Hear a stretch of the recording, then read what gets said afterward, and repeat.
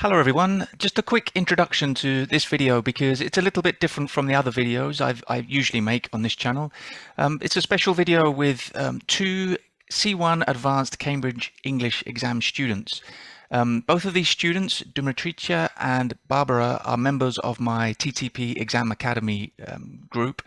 I'll put a link to that in the description as always. If you're preparing for the Cambridge English exams, the B2 First, C1 Advanced or C2 proficiency, you may find that very useful. But today we're going to be basically practicing the whole of the speaking paper of the C1 Advanced Cambridge English exam. So it's a class, really. What you're going to be seeing is a class. So I will be acting as the interlocutor, but also as a teacher too. So I'll be giving feedback on both the students' contributions, both of their performances, and they will also be giving some feedback too.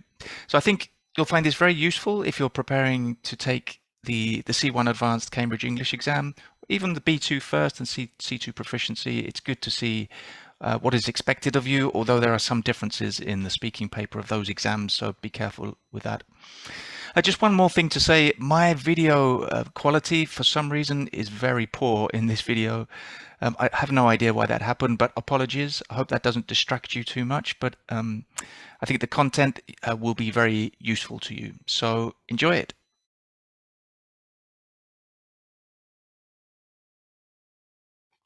So before we start, Barbora, how long have you been preparing for this exam?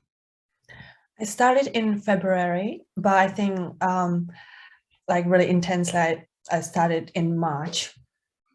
Okay, and when are you planning to take the exam? Any idea? The end of June 25th. Okay, so just over a month, more or less. Mhm. Okay. And Dumitrița, how long have you been preparing? Well, it's pretty the same for me. I've started in March, like the beginning of March, and I'm gonna take the exam in July, like beginning of July or end of June. Okay, yeah, so very similar. Okay, good. So I don't want to ask you too many questions because I'm going to ask you questions in the exam and as we practice the exam. So for today, I'm going to play the role of the interlocutor. So I'm going to be asking the questions, but just before we start, I'm just going to give a quick overview of what you have to do in the speaking paper of the exam. So the speaking paper of the C1 Advanced lasts about 15 minutes and consists of 4 parts. So part 1 is the interview, which is basically what we call the icebreaker, but it's still evaluated, so it's an important part. Part 2 is the long turn, where you have pictures, which you need to talk about, but I'll explain more about that in a moment. Part 3 is the collaborative task, where you have a spider diagram, so you talk to your partner in that case. And part 4 is the discussion, which is usually the best part. It's where people can just really enjoy more or less, or relax and just have a nice natural conversation. But first, we're going to start with part 1, of course, which is the interview. In part 1, you usually get about 3 questions. It should be 3 questions. If the interlocutor asks you more than 3 questions, it's probably not good because it means you're not giving enough content for them to mark. So there'll be personal questions, not too personal, but and you need to give answers that are not too short, of course, not one-word answers, but also not too long. Maybe 2 or 3 sentences, around about 20 seconds. It's not that strict, but it's just kind of common sense. You don't want to speak for too long. The examiner or the interlocutor may interrupt you, but there's no strict time limit here. So it's an opportunity to make a good first impression. So yeah, I just recommend that when you walk into the examination room, smile, look the examiner in the eye, and try to relax, just to show that you're confident and you're ready to go. I know that's easy for me to say, but that's what you have to try to do. Okay, so we're going to go straight on to the first part. So I'm going to ask both of you questions, and we'll see how we go. And then when we finish, we're going to stop after each part. So after part 1, when we finish, we're going to stop and I'll give you some feedback and you can give me your feedback on yourselves or on each other before we move on to the next part. Any questions before we get started? No, it's all pretty clear. Okay, so the examiner will say, first of all, we'd like to know something about you. So Dumitrița, where are you from? Well, I was born in the Republic of Moldova. That's in the southeastern part of Europe, in a little town of like 3,000 inhabitants near Chisinau, the capital city. And I was going to school, like I did primary and secondary school in my little town, and then moved to study in Chisinau, and then moving abroad to continue my bachelor's. Okay. And how long have you been studying English? Well, actually, it was in the high school when I started to study it, like in a more, I don't know, academic way. But I've been around English since, I don't know, childhood, like when I was 10, 12 years. Okay. And Barbara, where are you from?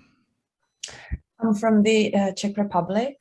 I live in a quaint village, which is close to Prague. It's like 20 minutes by train.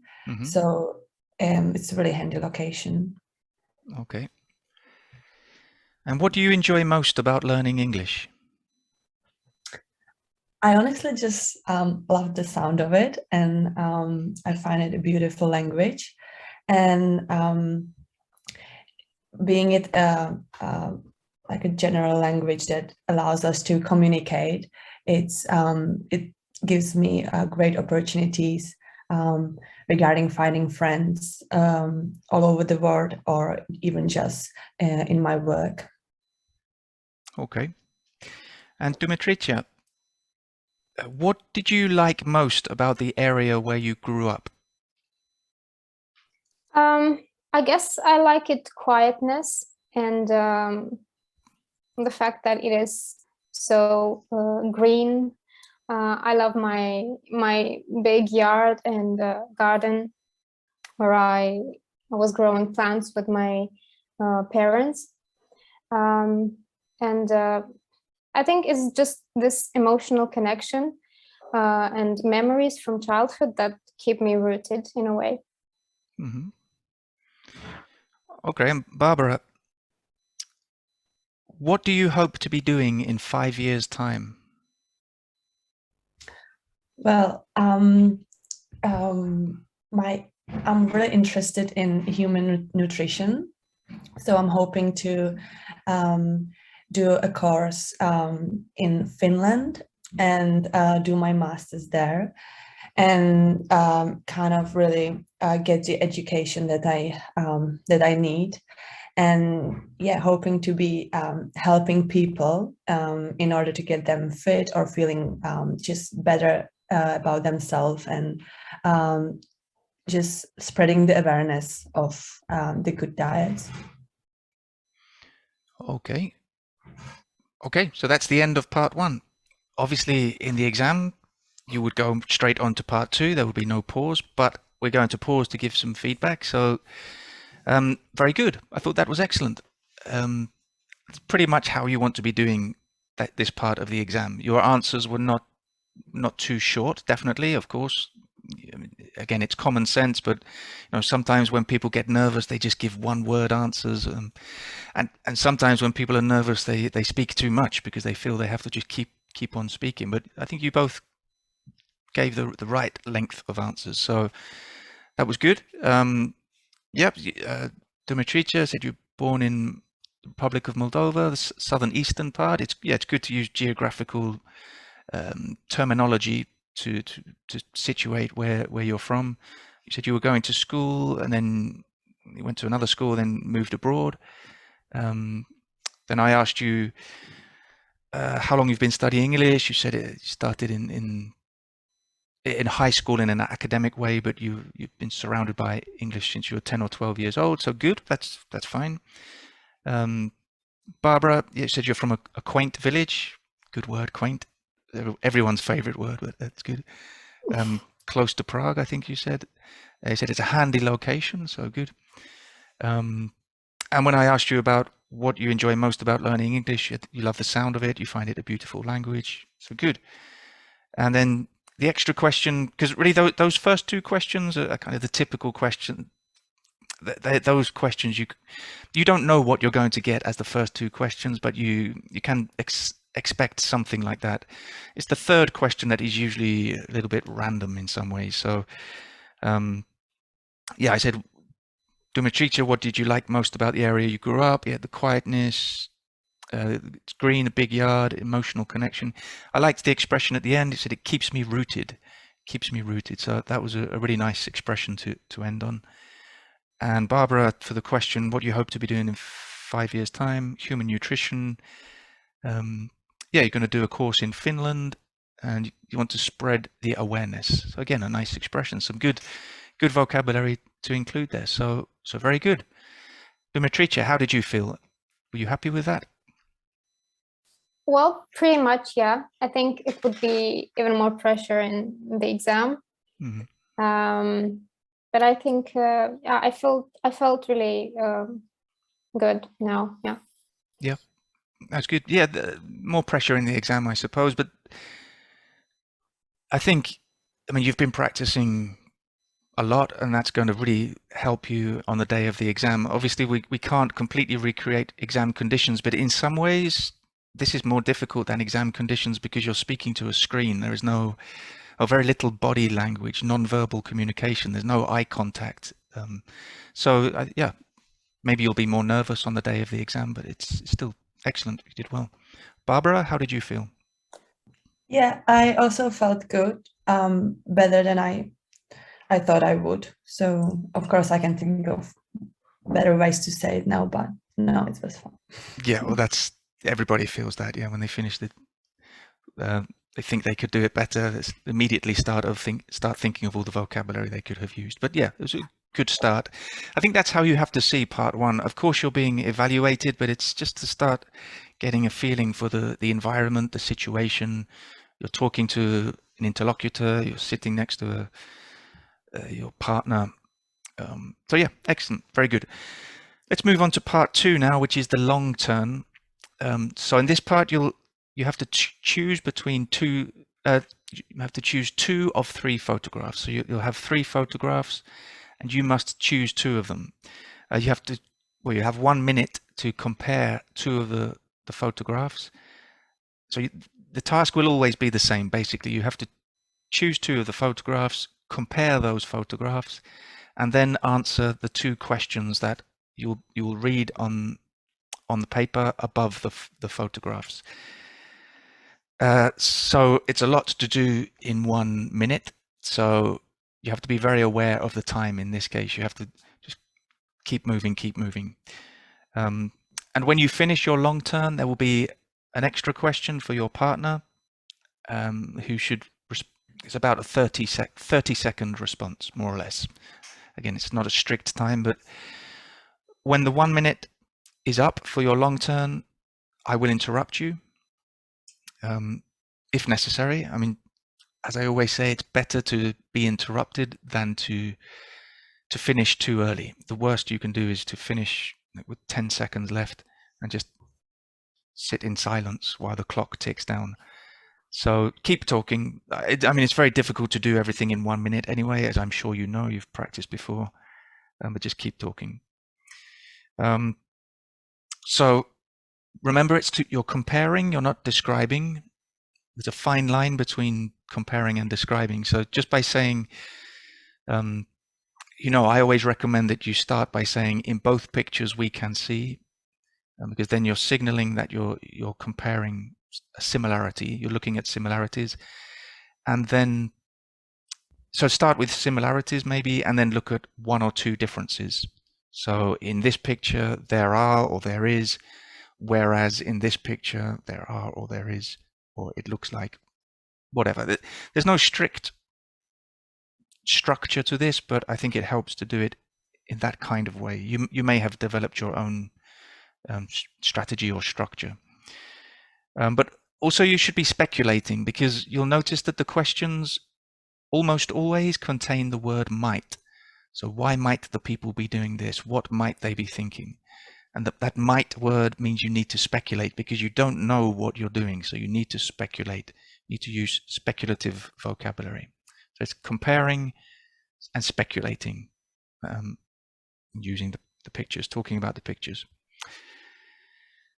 Okay, any questions about that, or can we move on, go straight on to part two? We can go on.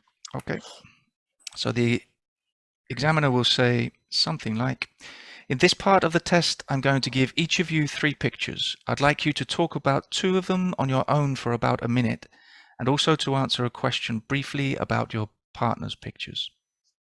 So, Barbara, you can go first. Let me get your pictures up. Here are your pictures. Let's see how quickly it...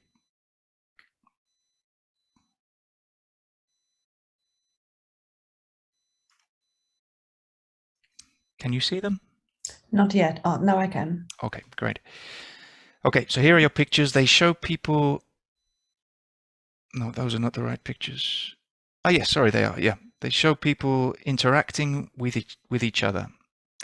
I'd like you to compare 2 of the pictures and say what kind of people they might be and what the situation might be. Okay. Can I start? Yep, go for it. Yeah. In both pictures, we can see people gathering together.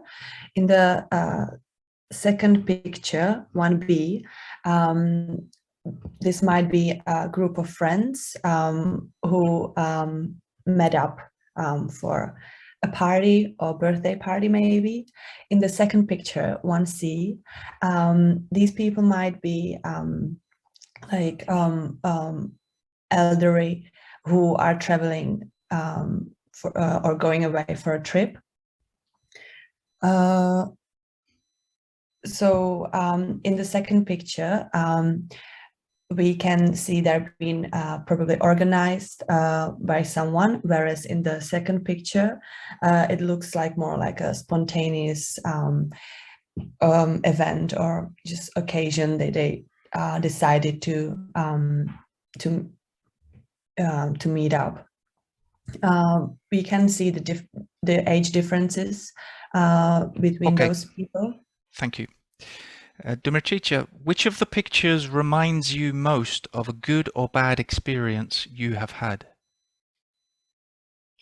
I think the second picture, 1B, is one that reminds me about my gatherings with my friends and colleagues during my university years. I think we were, as the people in that picture do, we were just organizing spontaneous meetings and just for the fun of it, for the sake of it, without really caring about, I don't know, maybe our problems, or just hanging out and I don't know, feeling better, feeling good together and having this connection. Okay. Okay, good. We'll go straight on to Dumitrica's turn now, and we'll give the feedback in a moment. So now, Dumitrița, here are your photographs. They show people in different surroundings. I'd like you to compare 2 of the photographs and say why the people might be in the surroundings and what kind of people they might be. Okay. Well, in the first and second picture, I suppose there are people who really love adventure. In the first picture, there is just one person that is having a solo trip, while in the second it seems that there is a group of people, maybe they're not necessarily friends, but they're driven by the same, I don't know, love for discovery and safari trip. I think they don't, both people on both pictures don't really get like they just get the most from their lives. They're not that kind who will be pleased with, you know, their little world. They would like to discover it more and more, and just trying to broaden their horizons. Okay, excuse me. Okay, Barbara, which of the surroundings would you most likely to be in, and why? I would like to be in the first picture because I love hiking, and I can see there is a lot of scenery that I could observe, and the terrain also looks quite not dangerous, but difficult. So there would be many obstacles that I would have to overcome. And also the weather looks amazing. And I imagine that the air is also really fresh. Okay. Okay, excellent. I think people watching perhaps don't appreciate how difficult this task is, because there's so much to think about, isn't it? You have no time to really to gather your thoughts, and you both did really well, because you both spoke for a minute in both cases, and you basically did the tasks. If we just go back to Barbara's pictures first, because the quality is much better of your pictures. I'm sorry, Dumitrița, you got the worst quality pictures, but I think you could see enough. So yeah, Barbara, good. Yeah, you started by saying they're gathering together. You know, might be a group of friends who met up. So might be good. Used speculative vocabulary. The other people, these might be elderly who are going away. It might be an organized event. So good. Yeah, you compared the pictures. I think, which is this is a good strategy. I don't know if it was conscious, but you often you can compare the pictures while you're answering the questions. You can do it at the same time.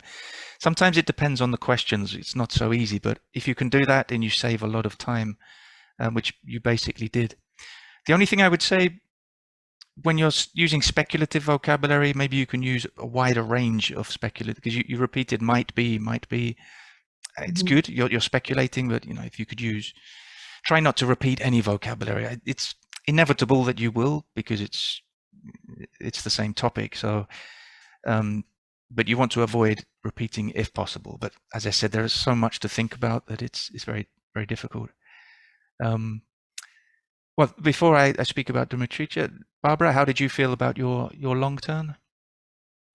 Yeah, I noticed I was repeating myself a little bit, but I couldn't think of other expression. But yeah, it's just hard to gather the thoughts. But otherwise, yeah, it's better with practice. Yeah. No, I mean, I've helped many people with this part of I've practiced this with many students. And that really, both of you did very well, because often students just can't, either they can't think of things to say, or they don't manage their discourse in a way that they can complete the task in the 1 minute. It's a real challenge to complete it in 1 minute. So if you can do that, that's great. Just to do the task is success. And then if you can use good vocabulary and compare and speculate, that's excellent, which you did. And then to use really sophisticated vocabulary, that's the cherry on top. But that's really difficult. But you both did well, yeah. And Dumitrița, your extra question, good. Yeah, it reminds you. You said it reminds me about. We usually say it reminds me of something, but that's a small detail. But you said it reminds you of your university years. And it used good vocabulary at the end. I can't remember exactly the context, but for the sake of it, you said for the sake of it. Mhm. Do you remember in what context you said that? Because Yeah, like I don't know, just being together for the sake of it, something like that. yeah, so yeah, you're wondering if it was for a particular reason, a particular event, or just for the sake of it, just yeah, just because. So it's good, good expression again. Okay, and Dumitrița, your long turn also very good. Again, you used speculative vocabulary. You said, I suppose there are people who love adventure. Wait, we need to move on to the other pictures. The first picture is a solo trip. The second, people are driven by the same love for discovery. That's a nice sentence, a nice structure, driven by the same love for discovery. You mentioned a safari trip. I think you said that a bit out. You just said safari trip. I think if you'd said it might be a safari trip, it would have been a more complete sentence, but it's still, you used relevant vocabulary, which is good. Appropriate vocabulary. And you got a bit stuck, I think, at one point. But you did well, because you know it happens so often, especially in this part of the exam. It's not the fact that you get stuck; it's how you deal with it that's important. And you stayed calm, and you finished your sentence. That's the most important thing. Again, I've seen students in this part when they can't find the word and they just go silent. They just can't finish the task. So you did well. You said they get the most from their, my writing, from their life, did you say? No. Yeah, I think maybe you said. I can't remember. It was something like that, and I can't read my handwriting. I'm writing very quickly. Yeah, I think it was. I think you wanted to say they make the most of their lives. I think that they make the most of their lives. But again, often you can't find the exact word or the exact expression you want to use, so you just have to find the second best expression or the second best way of expressing yourself. And then you said to broaden their horizons. Again, you always seem to leave your best vocabulary right until the last thing you say, it seems. When you said, oh,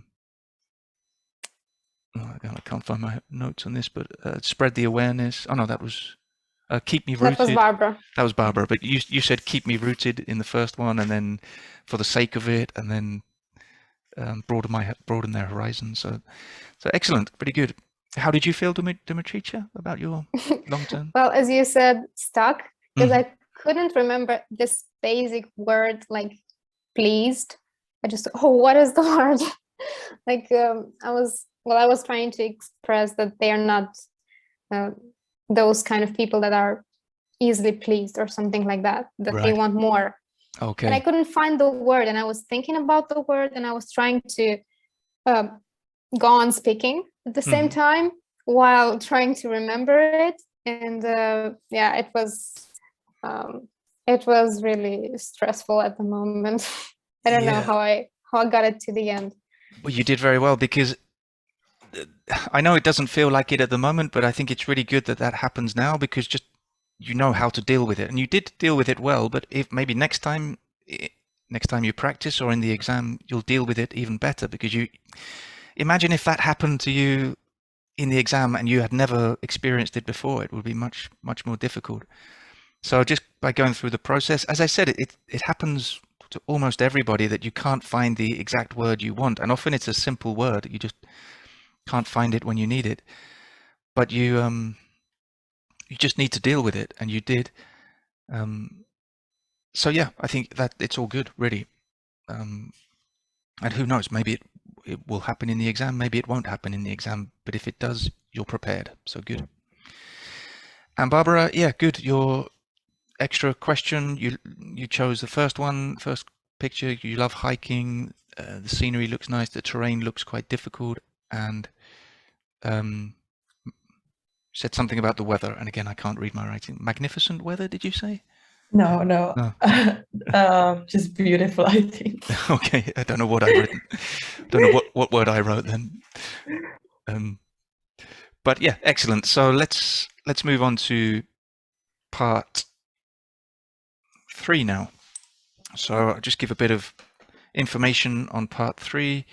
So this is the collaborative task. So this is the first time in the exam that you speak to your partner. So you're going to work together on this. So here you have 2 minutes. This time you speak for 2 minutes, but with your partner, about a diagram. It's like a spider diagram where you have a question in the middle and then 5 prompts around the outside. And you need to answer the question with your partner. You have to express and justify your opinions and evaluate and speculate again. There's some speculation because, again, you don't know. So it's a collaborative task. These should not be monologues. So you have to be very conscious of very aware of your partner, and you must include your partner quickly and regularly. So just give 1 or 2 opinions about each prompt and then ask your partner what they think. And the best way to do this, in my experience, is that whoever starts gives 1 or 2 opinions or 1 or 2 ideas and then asks their partner. The partner gives 1 or 2 ideas and then the partner moves on to the next prompt, etc. So you continue like that. It's the worst thing that I've seen, the biggest mistake that people make is when the person who speaks first speaks about 2 or 3 of the prompts and then asks their partner the question. And that's very difficult for the partner to answer, and also they're dominating the conversation too much. So don't speak for too long without including your partner, but also be prepared to interrupt if necessary. I know you are both very, very good and polite students, and you won't speak too long, but you don't know who your partner will be in the exam, so you may need to interrupt. Your partner could be very nervous and just not really be aware of the time, or maybe they're just not prepared they have never prepared for the exam. So you need to be able to take control. You need to be prepared to take control and be assertive. So it's a collaborative task, not monologues.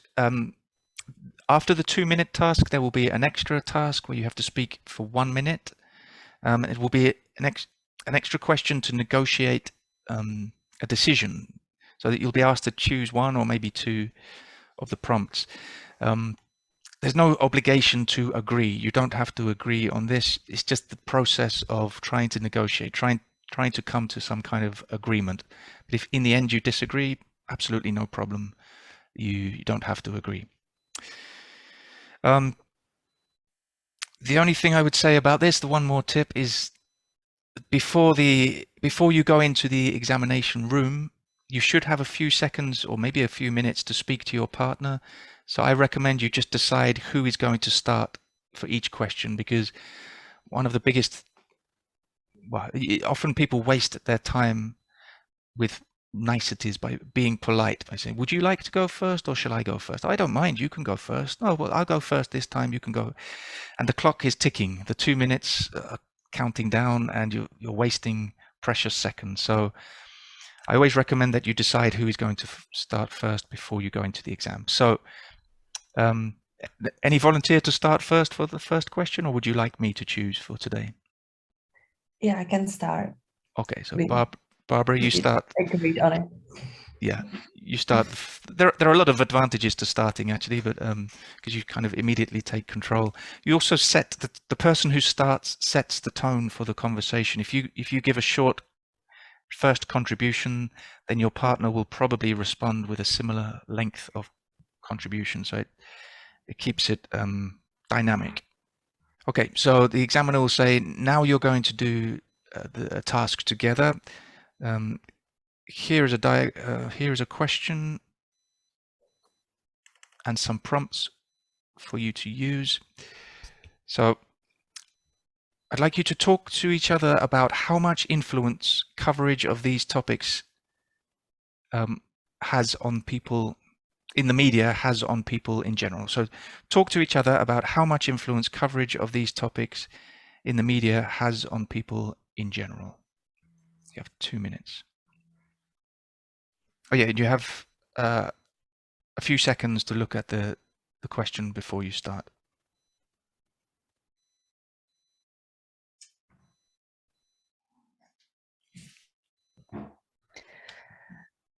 So, um, um, just thinking of the late pandemic, definitely the coverage of health issues and COVID in general was so intense that it definitely influenced our lives, as we all know, and the extent of how yeah how high the coverage was just crazy. What do you think, Dimitricia? Oh, well, I think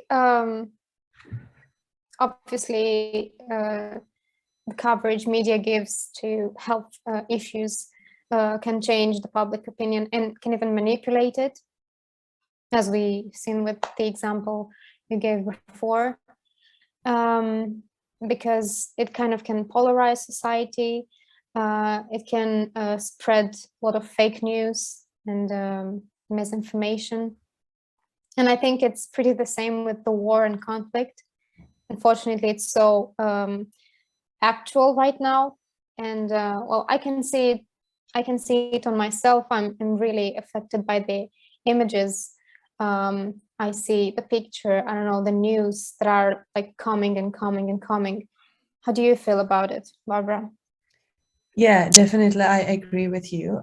It's just like scary when you see how the reality can be twisted, and just in when we talk about war conflicts or any other news, like it really can you can really change your mind based on the news you read, and then that leads to even like conflicts in your personal life.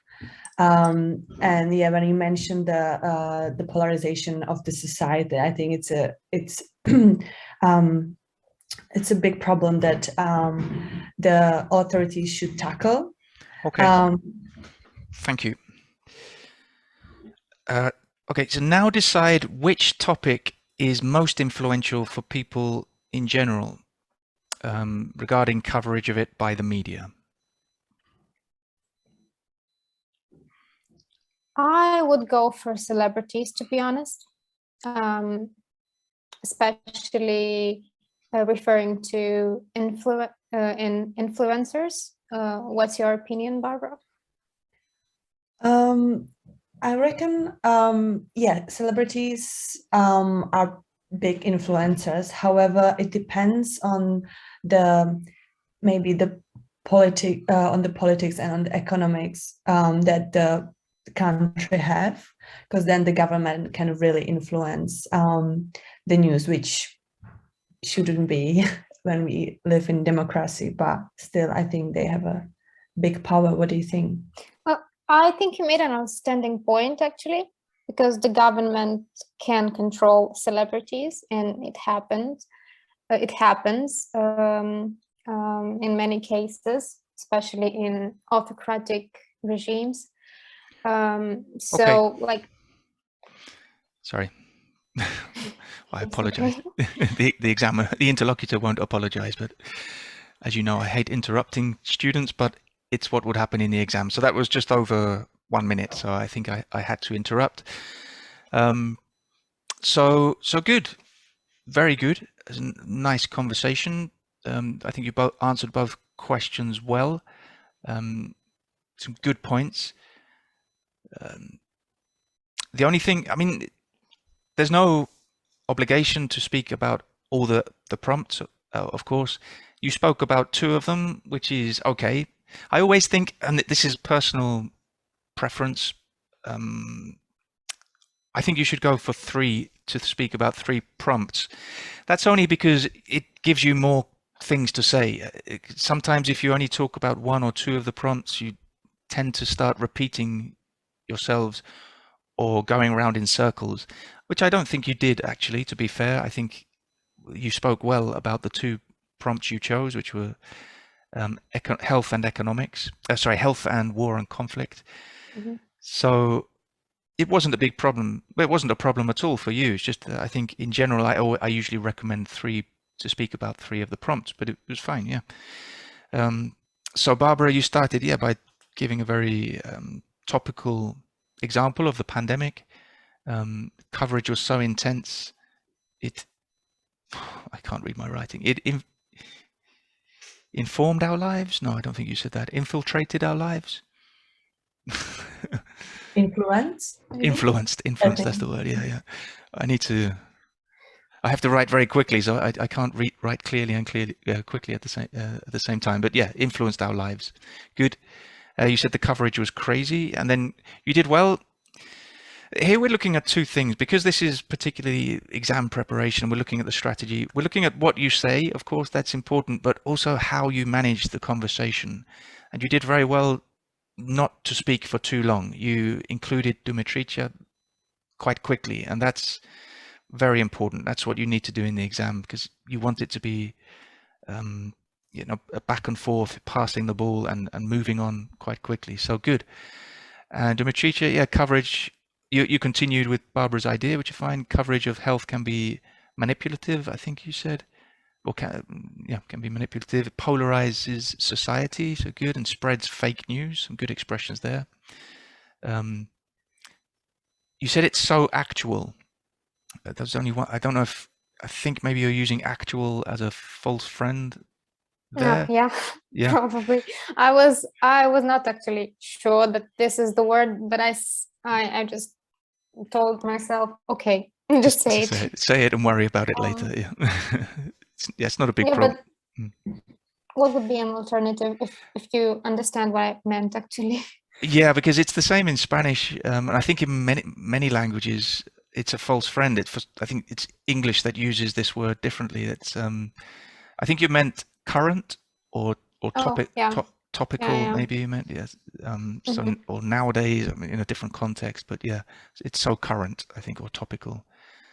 But yeah, actual it seems to be a false friend in many languages. So, but I mean, you used a lot of really good vocabulary. So you spoke about war and conflict. Then you moved on. So again, very well done, Dumitrița. You mentioned health, and then moved on. You moved on to war and conflict, which that's what you have to do. So many people sort of make the mistake of then asking their partner again, what do you think? And that was enough time on health. So excellent.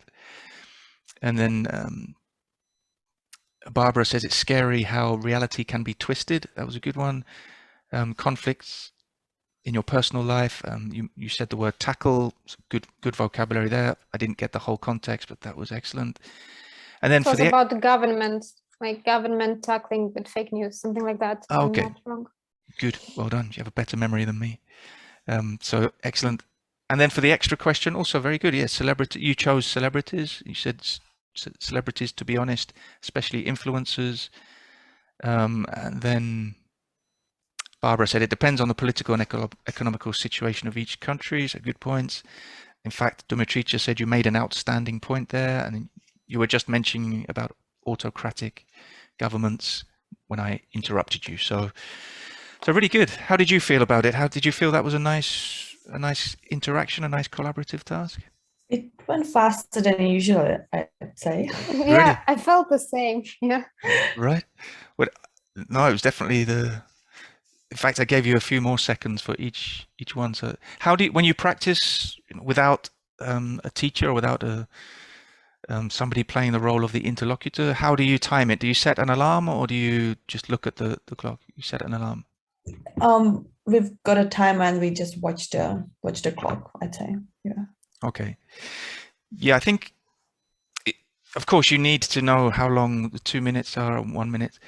But I do recommend that when you practice these parts, it's a good idea to set an alarm, because you don't want to be distracted by looking at the clock all the time, which you can't do in the exam, or you won't be able to do in the exam. So it's quite easy. I mean, I don't know, say Alexa or Siri or Google, set the alarm for 2 minutes, and then you don't have to worry about it too much. But I have a question regarding this. Yeah.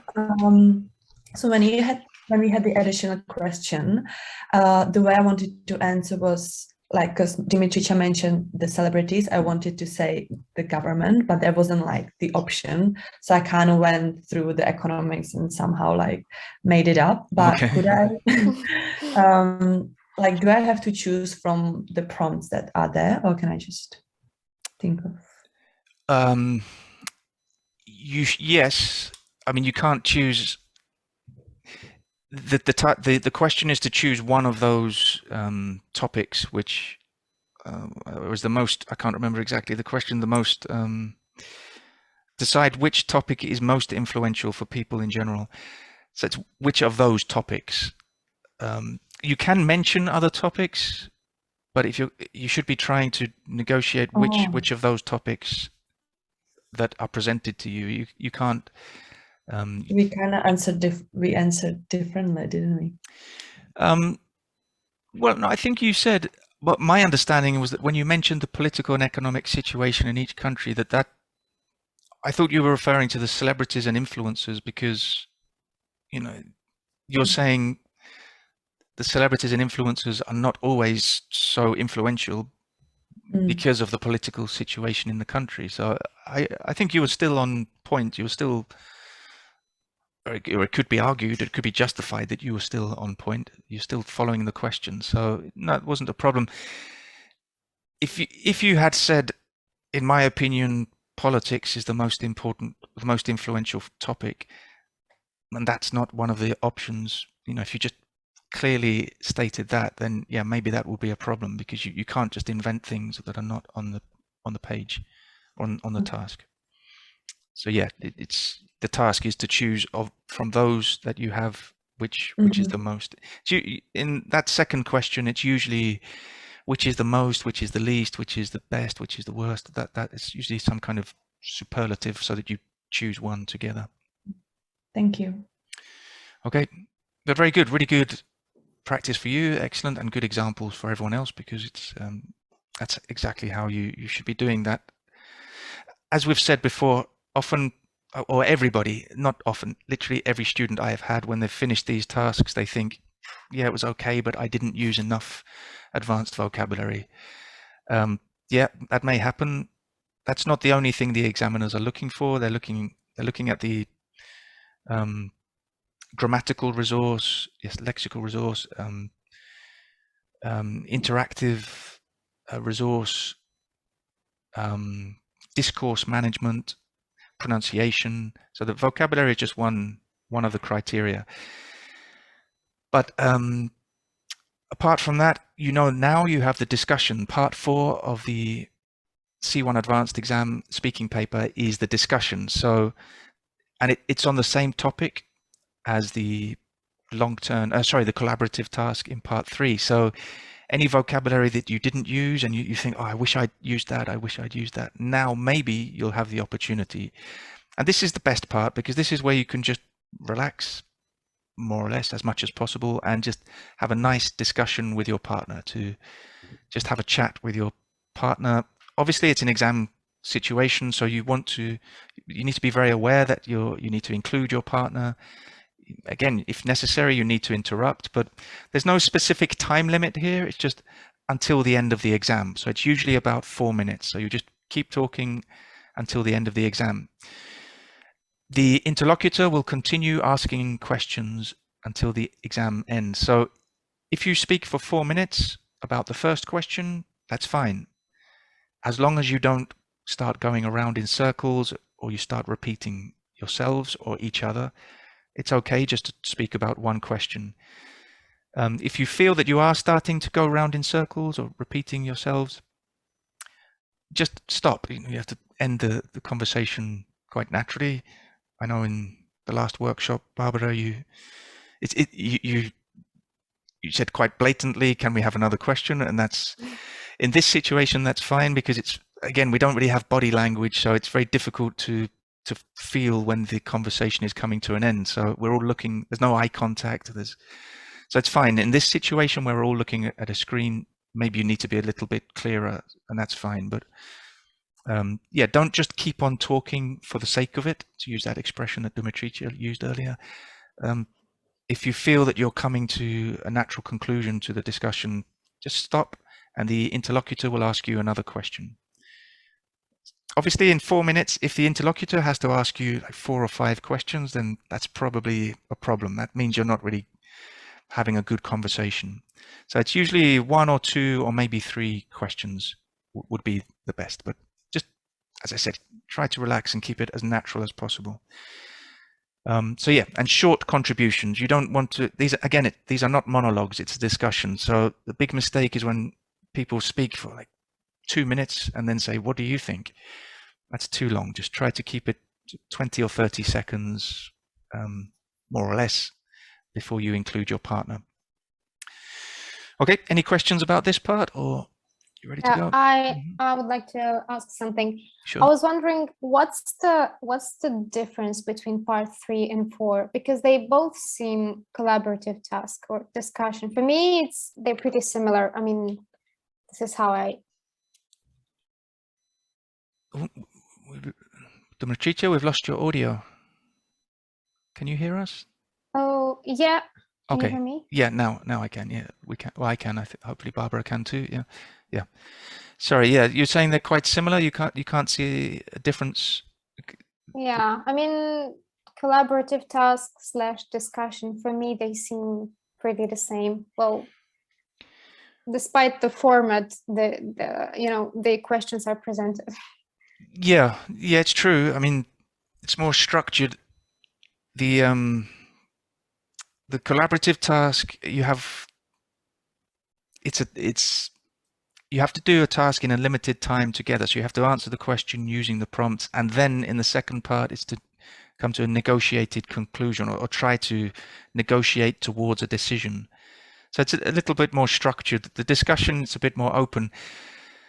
I think for you as a candidate, the difference is the biggest difference is that you don't have any visual material, any visual aids for the discussion. It's just you won't see the question, and that there's no time limit. So you can, and that makes quite a big difference if there's no time limit. It's just the discussion just develops in a more natural way, and there's no strict task. You're just answering the question.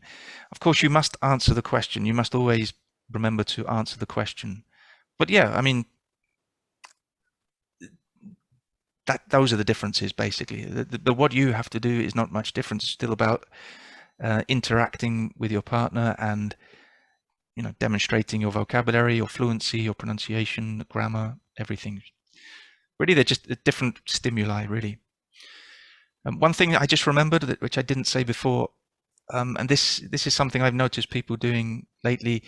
Don't ask your partner any extra questions except what do you think, or what's your opinion, or whatever. Don't, sometimes people ask these extra questions. Only the interlocutor should ask the questions except, yeah, what do you think? What's your opinion? Okay, so, okay, if you're ready, I'll ask the first question for the discussion. Okay, Dumitrița, you can start this one, but again, it's a discussion, so and there's no time limit, so it's not really that important. You can waste a little bit of time at the beginning of this one. Okay, so the question is, some people say that the media does more harm than good. Do you agree? Well, I would tend to agree, because I think nowadays there is too much information, and too much is not always best. It means often more confusion than more, getting in touch with the reality. What's your opinion, Barbara? Yeah, that's a good point. However, I think it's always easier to put the blame on someone else in this here on the media. I think it's that's how we should handle the media and take the information. What do you think? Well, I think media, if not putting the blame on them, then it should definitely assume some responsibility. for the information they, spread into the world. So I guess a lot of media does very good money. They're a big corporation, and it's a good business to make news nonstop. So I don't know. I think media is the one who actually should be not necessarily punished, but in a way it should respond. What's your take on that? Yeah, fair enough. I think that because there are so many topics that the news and media cover, that especially when we talk about the fake news and all that, I definitely think that should be somehow controlled, if it by the government, like we mentioned before, or just the parents looking after their kids, and they should be aware of the content that the kid is consuming. But it's really hard question, and I honestly don't see a clear answer to that. So yeah, it's hard one. Okay, next question. What developments in the media do you think might happen in the future?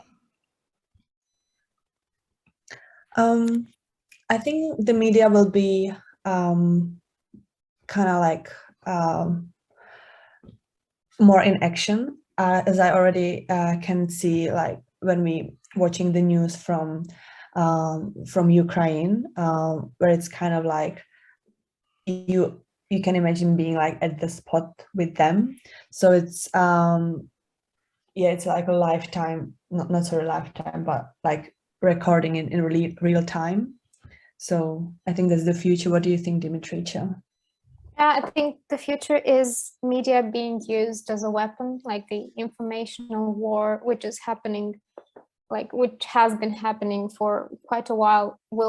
It will increase its speed and, I don't know, violence.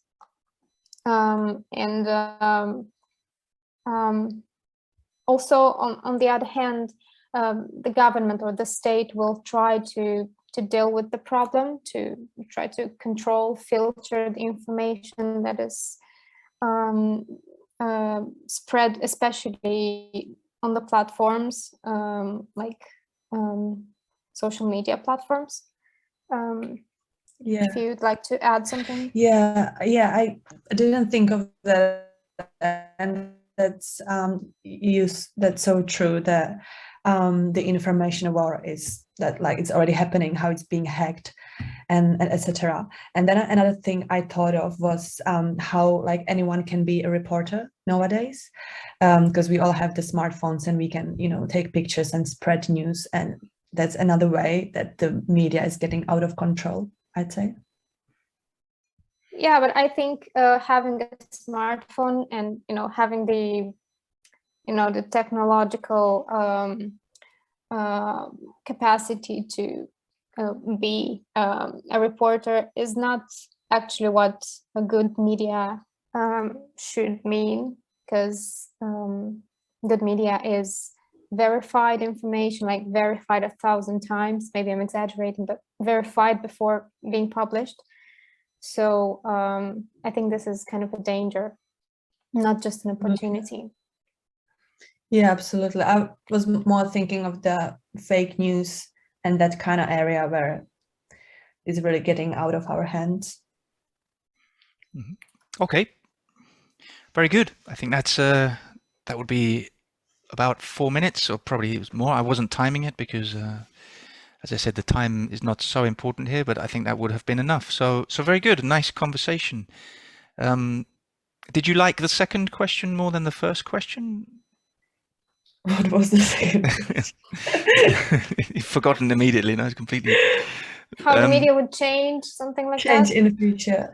Yeah, the first question was some people say that media does more harm than good. Do you agree? The second question was, what developments in the media do you think might happen in the future? I just got a feeling that you felt you were more, you had more to say about the second question. Yeah, I Maybe guess so. I think we were like warming up. Yeah. Yeah, that can happen. I think, you know, just when the 4 minutes come, you're just starting to get warmed up, and you have to finish. But yeah, maybe that's a good lesson to learn if you can get warmed up quicker. But again, in the exam, you have to remember that you won't be interrupted like I'm interrupting you after each. Well, you will be interrupted by the interlocutor, but I mean, you won't stop after each part. So maybe that will help in some ways. It'll just be continuous. You go straight from part 1 to part 2 to part 3 to part 4. So maybe you'll be more warmed up in that case. But yeah, I thought you did work very well again. Yeah, you said Dumitrița started, I think. Am I on the same page?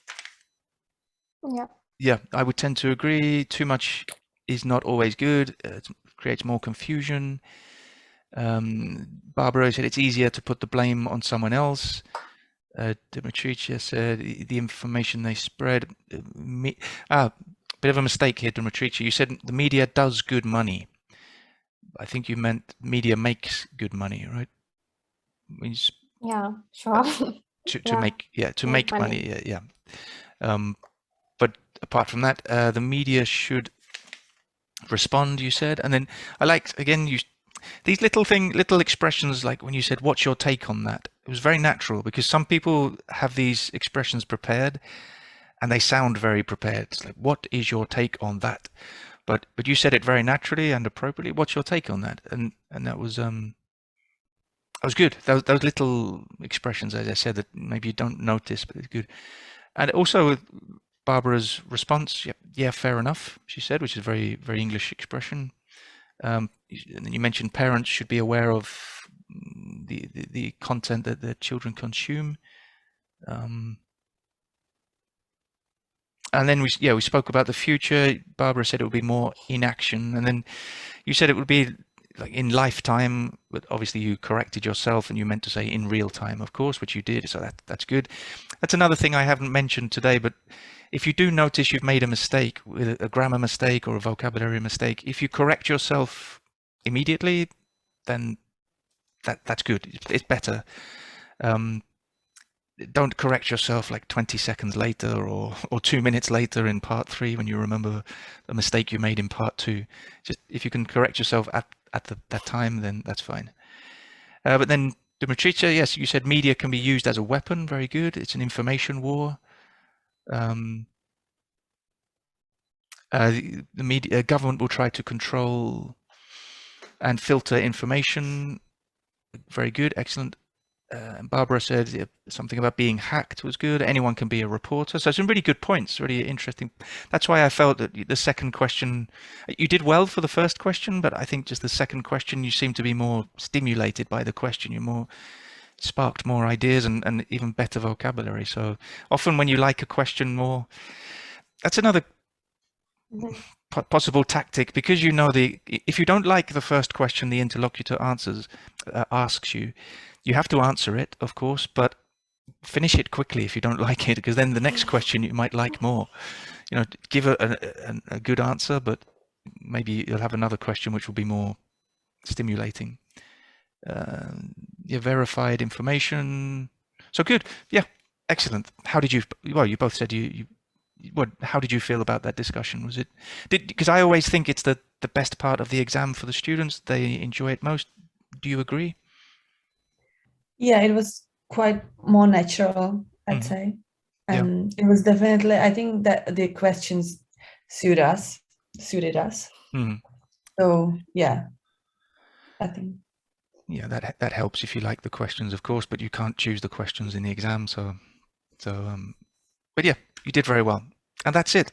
That I think it was a very good example for the people who are watching, but also very good practice for you. I think obviously you have a few more weeks until your exams, but you're there. I mean, for the speaking, I think I'm not an examiner, so I don't usually give marks, but with that performance, you would definitely pass the speaking paper, at least with good scores. So well done. We're finished now. Any last comments? Or?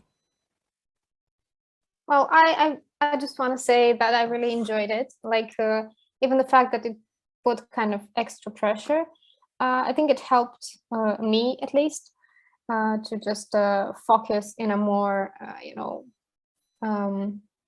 tense context. So I really appreciate the fact that you invited us. So thank you, Ben. No, thank Yeah. you. Thank you. Thank you very much. Thank you for doing and thank it. you, and thank you, Barbara. Of course, you're a very good partner. Yeah, thank you to you both. Yes, thank you again, Dumitrița and Barbara, for that. I think everyone would agree you were fantastic, very useful to see how you did each part of the speaking paper, and well done, really well done. I think everyone would agree that those two are well prepared and ready to take the exam. So I hope you found that useful, everyone. Let me know in the comments what you got from it, and I'll see you very soon for another video. Take care. Bye.